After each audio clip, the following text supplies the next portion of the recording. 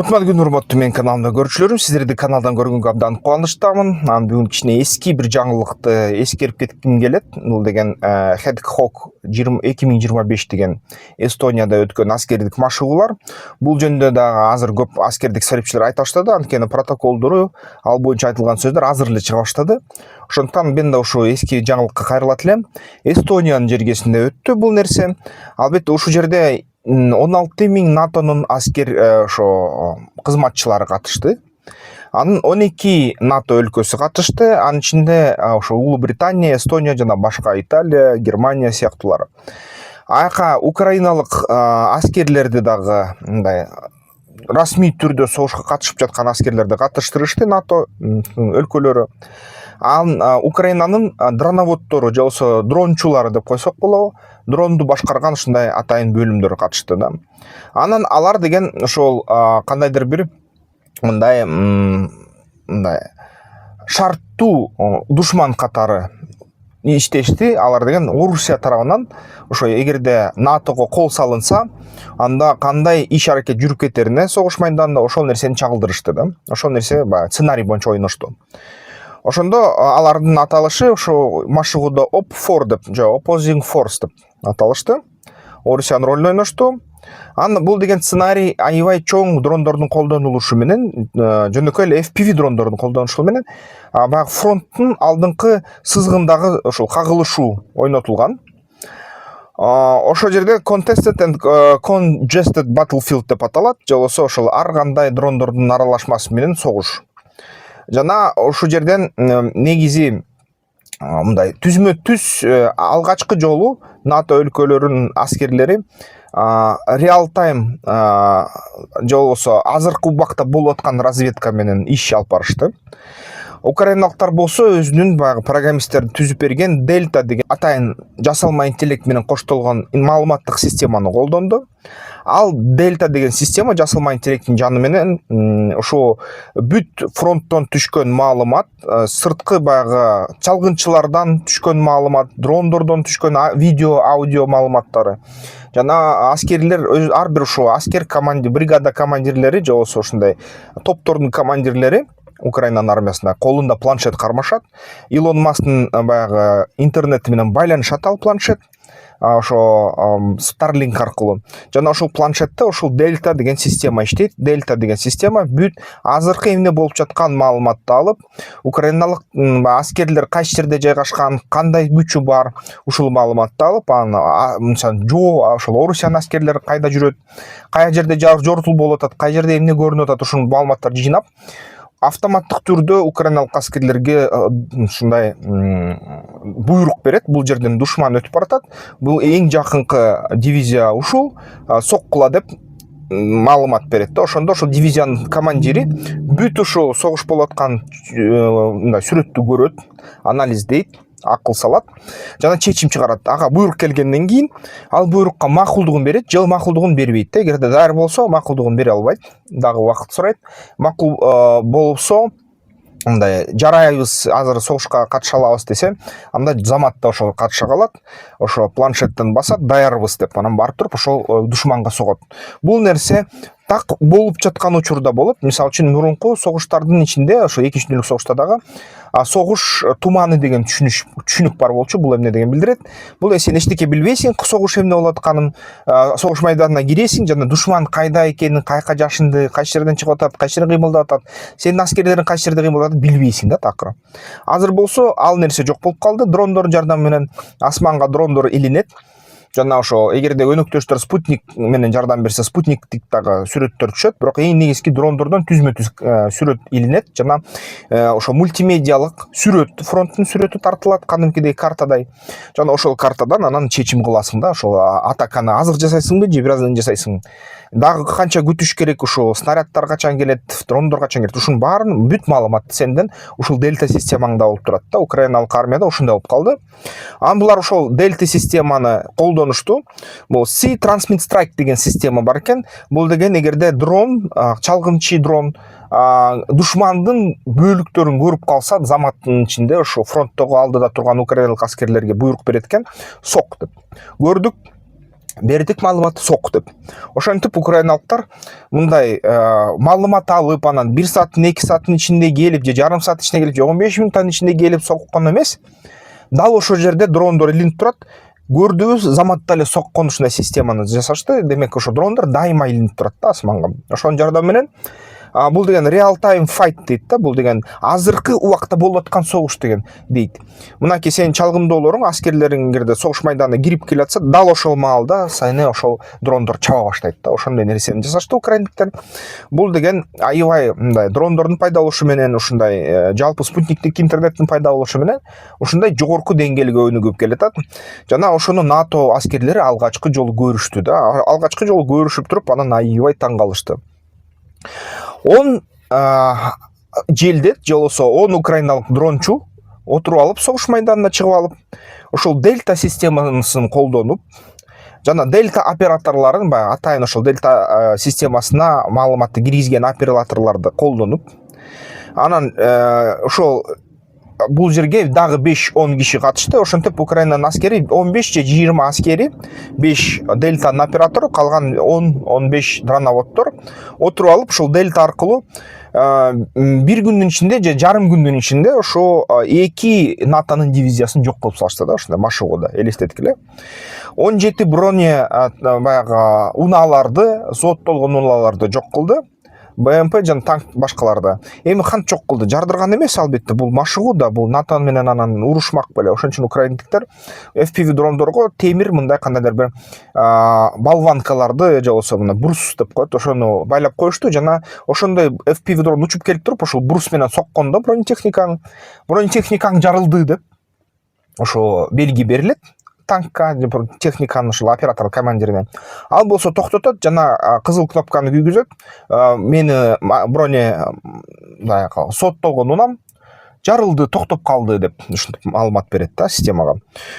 Ошентип анан украиналыктар ушул жарым күн ичинде 17 ушундай соттолгон машинени токтотуп, 30 баягы кошумча коштогон машинелерди же ошол желдеттердин томоолорун ушундай сокту дрондор менен. Анан 2 батальон НАТОну жок кылды. Ал 2 батальон НАТО жок кылынды деп эсептелинди ошо кезде, жарым күн ичинде. Жана же болбосо баягы ошол батальондордун баягы топтолгон атайын атуучу, камсыздоочу камдары, снаряддар, октарлары баары жоголду деп эсептелинди да. Анан экинчи жолу дагы ушундай үйрөнүү кылышты, машыгуу кылышты. Чоңураак ушундай топтомону топтоп, украиндиктер ошо эстониялыктар менен 100 киши ошо Орусиянын ролун ойноп, ошо 30дан ашык дронду колдонушту 10 километр участокто. Анан ошол жерден бир жерден дагы ошо 3-4 батальон НАТО өтө албай калды. Ошо кайдан гана өтпөсүн жоготууларга учурап атты, жана ошол дроноводдорго чейин жетпей калды. Бир да НАТОнун куралы же болбосо аскери. Анан ошо бронетехниканы толугу менен 3 батальон токтотуп салышты деп айтып атышат да. Эгер маалыматтар боюнча, бир батальон кери маалыматтар боюнча 6га чейин батальон токтотуп салышты, 30 киши. 30 украиндик ошол 3-4 батальонду токтотуп салды, 2 батальонду жокко чыгарып салды. 2 күндүн ичинде, элестеткиле. НАТОнун командири машыгуулар бүткөндөн кийин айтты. Wall Street Journal жазып атат. We're fucked дейт. We're fucked деп айтып атат. Бул эмне деген? Бул эме биз деген өтө жаман абалдабыз деп которулат да, туугандар. Бизди өтө жаман абалга ошол 10 эле 20 чакты украиналык дрончу ошондой абалга кетирип салды деп айтты да. Ошол эмнени көрсөтүштү? НАТО согушка даяр эмес, жаманбап согушка такыр даяр эмес. Анан албетте Украинадай НАТО эчтеке кыла албайт. НАТОнун логистикалык топтомдору эзилип жетип согуш чекитине чейин, ошол согуш чекитинен ачылып согушка киргенге чейин жок болуп кетилет. Украина жана Орусиянын армиясы менен жеңил түрдө. НАТО жаңы согушка адаптация болуш керек. Жакында эле дагы бир машыгуулар өттү, ошо февралдын ичинде 2026 жылда. Машыгуулардын ичинде ошо украиналыктар Орусиянын ролун ойноп, бир чоң ушундай НАТОнун шаарларын басып алганга аракет кылышты. Басып алышты жана 3 күндө, машыгуунун 3 күнүндө эчтеке кыла албай койду. НАТОнун аскерлери өтө албай койду, ала албай койду да такыр. Ошол нерсе абдан таң калтырды натонун аскерлерин жана натонун аскерлери, натонун ушу командирлери айтты: азыркы заманбап согуштан биз Орусия менен кагылышып кетсек, ишибиз бүтүп калат экен ошону менен деди да. Ушинтип айткандан кийин мындай айтса болот туугандар. Азыркы ошо жасалма интеллект менен коштолгон согуш фронтун көзөмөлдөгөн системалар, маалыматтык системалар аябай эффективдүү. Жана андан сырткары дагы ушул FPV дрондор менен коштолгон мындай топтомдор өтө эффективдүү болуп таанылып, эсептелип жатат. Аскердик серепчилер айтып атат, эми болсо чынын айтканда, эгерде Украинага ошо таянып НАТО үйрөнүп албаса дейт жакын арада, анда демек эгерде Орусия чын эле ошо Украинада алган тажрыйбаны колдонуп, башка НАТО өлкөлөрүнө кол салса, конвенционалдык согушта, ядердик бомбаны колдонбой турган согушта, Украинанын тажрыйбасы менен коштолгон Орусиянын дрончулары НАТОнун аскерлеринин шаарларын жеңил алып коет да, жеңил алып коет. Ошол алкагында эгерде ошол эле дрондор менен иштеген, Украинанын фронтунда иштеген Орусиянын аскерлери эгерде мисалы үчүн Борбор Азияга кол салса, Борбор Азиянын туруштук бере алчу мөөнөтү ошол аскерлер, серепчилер айтып атат, бүт мамлекеттерди эске алганда 3 күндөн дейт, негизи баягы орточо анализ менен алганда 3-4 айга чейин жетет дейт жалпы аскерлердин көлөмү. Бирок дейт эме андан кийин эч кандай шанс жок, бир гана партизандык согушка өтөт дейт Борбор Азия. Калган ошо азыркы аскердик түзүмдөр, азыркы НАТО мисалы үчүн бишинен күчтүүрөөк, бирок НАТОдон биз алсызыраак. Азыркы ошо ОДКБнын мисалы күчтөрү, дрон менен иштеген тажрыйбалар өтө аз дейт. Дрондорду өндүрүп баштады дейт, бирок жада калса ошондой майда ошо дрон фронттун мындай бетинде сызыгында колдонулчу 25 километрлик, 10 километрлик дрондорду колдонуу Борбор Азияда аябай начар өткөрүлгөн, жана ошол жокко тете да ошол тажрыйба жоктогунан эгерде ошондой кагылыш болуп кетсе, 4-5 айдын ичинде эле Борбор Азиянын армиясы жеңилет Орусиянын армиясынан. Украинанын армиясынан андан да тез жеңилет, бирок албетте баарын логистика чечет. Тоодон бензин өткөргүчү дагы бир топ эле жумуш. Тоо албетте аябай коргойт, партизандык согуш кылса болот, бирок жалпысынан ушундай туугандар. Могу НАТО өзү алсыз болуп жатат украиналыктардын астында. Украиналыктар менен Орусия менен бирге мындай тирешип жатышат, килейген өлкө менен. Орусия ошол тажрыйбалуу өзүнүн Украина фронтундагы аскерлерин кандай гана багытка колдонбосо, азыркы колдонуп аткандай Украинага каршы, анда элестеткиле ошол бир да дүйнөдөгү армия азыр мындай туруштук бере албайт экен. Ошондуктан мындан кандай сабак алышыбыз керек туугандар? Мисалы үчүн Кыргыз мамлекетибиздин армиясы украиналыктардын дельта системасын ксерокопия кылыш керек. Бизге Кыргыз армиянын дельта системасы керек. Бул дельта системасы жасалма акылы менен фронттун сызыгындагы бүт өлкөнүн алкагында, бүт чек арадагы абалды онлайн режиминде көрсөтүп туруш керек. Спутниктердин жардамы менен болобу, же болбосо станционардык станциялардын жардамы мененби, же дрондордун жардамы мененби көрсөтүп туруш керек. Биринчиден, экинчиден ошол бизде дроноводдорду, дрончуларды аябай үйрөтүш керек. FPV дрондор менен колдонгондо жасалма интеллект менен коштолгон жана ушундай колго алынган. Мисалы үчүн ошо эгерде инвазия же болбосо ачык согуш кириш болуп кетип атса, биздин чек арага ошондой бир жоого 30дан дронду көтөргөнгө чейин жетиш керек. Кудурет биздин балдардыкы. Биздин балдар ошо бункерде, Бишкектин жанында же Борбордо же тоолордун ичиндеги бункерлерден отуруп алып, ошо оптоволокно болобу же болбосо рэп жардамы менен ошо ага каршылык көрсөтүлгөн ошо системалар болобу же автономдук дрондор болобу, ошол дрон чек аранын ичинен деплоймент деп коет, ошол жерден чыгарып коробкаларынан сакталган жерлерден атакага жибергенге жөндөмү болуш керек да. Ушул тоонун бункеринде отуруп алып, ушундай чексиз бир дрончу 30, 40, 50 дрондон ошо колдонуп ийгенге бир күндүн ичинде кудурети жетиш керек да. Ал үчүн туугандар аябай маалыматтык информациялык системалар керек биринчиден, экинчиден массалык түрдө FPV дрондорду жасаш керек. кандайдыр бир универсалдуу бир типтеги жана ошол дрондордун рэпке туруштук бере турчу оптоволокнонун жиби менен ушундай учкан дрондор жасаш керек.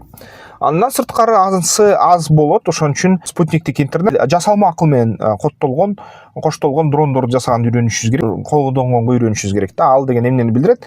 Мисалы үчүн дрон учуп баратат дейли, ага рэп бир урат, туруп эми бир урат. Рэп деген бул баягы радиоэлектрондук күрөш деген система, ичиндеги баягы байланышты үзүп салат оператор менен. Оператор көрбөй калат дрон кандай учуп атат. Дрон болсо андан ары өзү чечим кылып туруп, душманды тапкан жеринен издеп барып туруп жарылыш керек болду да, ушундай маселесин аткарыш керек. Ал эми жасалма интеллект ичин кандай иштейт, кантип иштейт, аны албетте мындай мамлекеттер оңой сатпайт да. Аны биз деген иштеп чыгышыбыз керек, өзүбүз ойлонуп, машыктырып жасалма интеллектти колдонушубуз керек да. Андай болбосо туугандар, мисалы үчүн көрүп атасыздар, бул кадрларда Кытай мисалы үчүн машыктырууларды өткөрүп атат. Кытай мисалы үчүн даяр да ушундай согуш. Баштапкы этапта деп эсептелинет, бирок ошондой болсо дагы Украинада алган тажрыйбанын аркасынан Кытайдын аябай көп инвестициясы кеткен ошол жасалма интеллектке. Үйрөнөбүзбү, Украинадан үйрөнөбүзбү, чыгса үйрөнүп ушундай жакшы чек арабызды кулптап коюшубуз керек. Анткени суу маселеси күчөйт жыл сайын. Келер суу башында ошон үчүн баягы бизге тынчтыгыбызды сакташ үчүн аябай тишибиз курч болушубуз керек да, ошондой аябай бекем болушубуз керек. Ошондо туугандар, тошуналарыбыз менен тынчтык болот.